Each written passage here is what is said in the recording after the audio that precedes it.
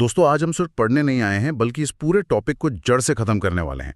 जो छात्र कॉन्सेप्ट समझता है वही एग्जाम में सिलेक्शन लेता है। तो बच्चों, सबसे पहले ये समझते हैं कि डायरेक्ट और इनडायरेक्ट स्पीच आखिर है क्या। मतलब अगर हम आसान भाषा में कहें तो किसी की बात को आगे बताने के दो ही तरीके होते हैं, है ना? बिल्कुल। पहला तो ये कि हम हूबहू वही बोल दें जो सामने वाले ने कहा था। हाँ, एकदम कॉपी पेस्ट। जैसे राम ने कहा आई वर्क हार्ड, तो हमने बिना कुछ बदले ज्यों का त्यों बता दिया। इसे हम डायरेक्ट स्पीच कहते हैं। और दूसरा तरीका है इनडायरेक्ट स्पीच, जहां हम बात तो वही कहते हैं लेकिन अपने शब्दों में। सही कहा।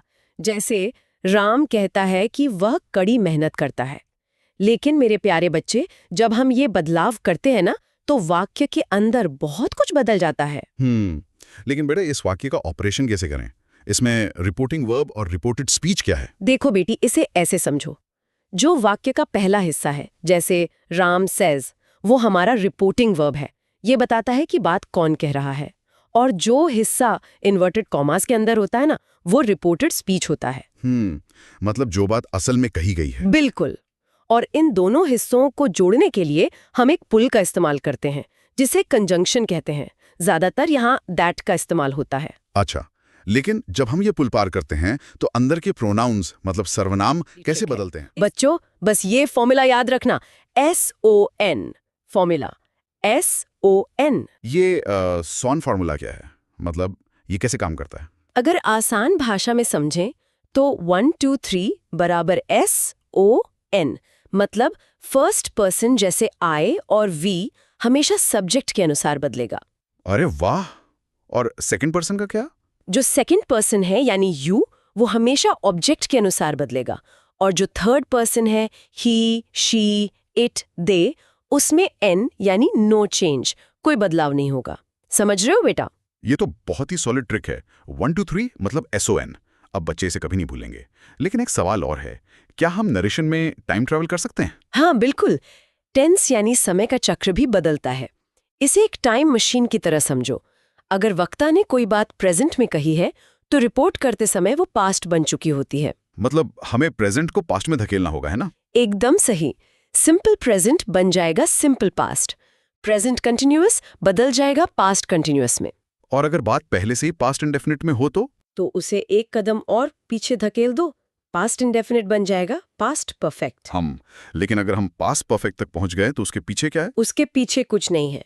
और बच्चों, यही मेरी चेतावनी है, ध्यान से सुनना। पास्ट परफेक्ट और पास्ट परफेक्ट कंटिन्यूअस में नो चेंज, कोई बदलाव नहीं होता।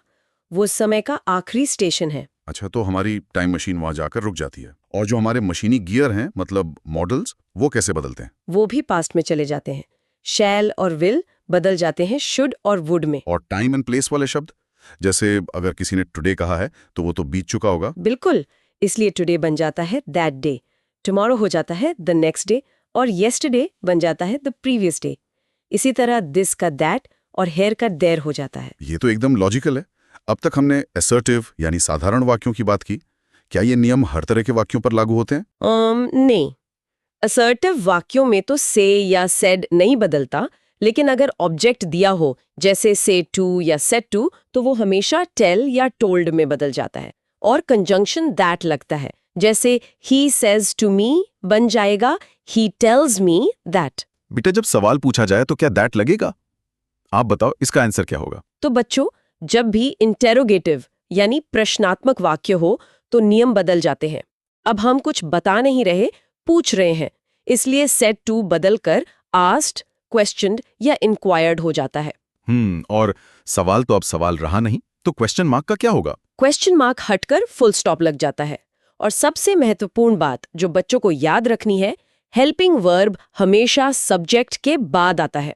और कंजंक्शन, क्या सवालों में दैट जुड़ता है? नहीं, सवालों में दैट कभी नहीं लगता। इसके लिए भी एक सोल स्टडी ट्रिक है। अगर सवाल यस या नो वाला है तो हम इफ या वेदर लगाते हैं।